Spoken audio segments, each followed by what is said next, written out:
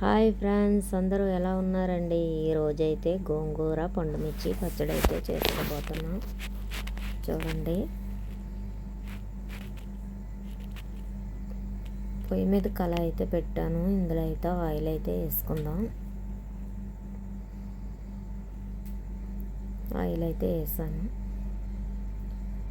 ఇందులో కడిగి పెట్టుకున్న గోంగూరను అయితే వేసేద్దాం. చూడండి ఎంత చక్కగా అయితే వేగుతుందో. 5 నిమిషాల్లో మగ్గిపోద్దండి. ఈ ఉడికిన గోంగూరలో పండుమిర్చి ముద్ద అయితే వేద్దాం. ఇందులోనే పసుపు, ఉప్పు, చింతపండు కూడా ఈ పండుమిర్చి ముద్దలోనే ఉంది. దీన్ని అయితే బాగా కలుపుదాం. చూడండి, బాగా కలిసింది. చాలా చక్కగా అయితే కలిసిపోయింది. ఇప్పుడు ఇందులోనే వెల్లుల్లిపాయ రెమ్మలు 2 వేద్దాం.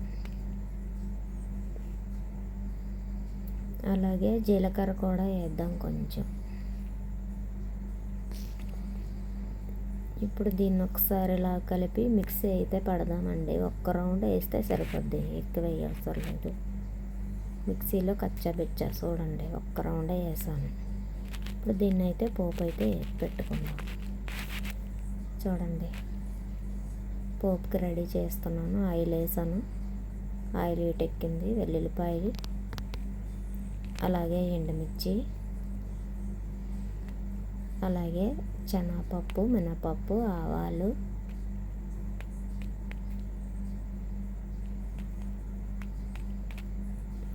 అలాగే జీలకర్ర కూడా కొంచెం లేటుగా వేద్దాం. పోపు అయితే వేగింది. చూడండి, ఒక్కసారి అలా కలుపుకుందాం.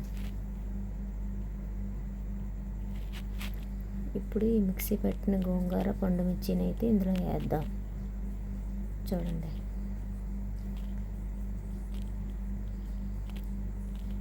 పోపు అయితే బాగా వేడెక్కింది కదా. ఈ ఆయిల్లో బాగా మగ్గించుకుంటే బాగుంటుంది. చూడండి, పండుమిర్చి పచ్చడి అయితే రెడీ అయిందండి. గోంగూర ఒకసారి బాగా కలుపుకుందాం. చూడండి, అలాగే మన గోంగూర పండుమిర్చి పచ్చడి మీకు నచ్చినట్టయితే కామెంట్ తెలపండి ఫ్రెండ్స్. చూడండి, ఓకే ఫ్రెండ్స్, ఉంటా మరి. అందరికీ బాయ్ అండి.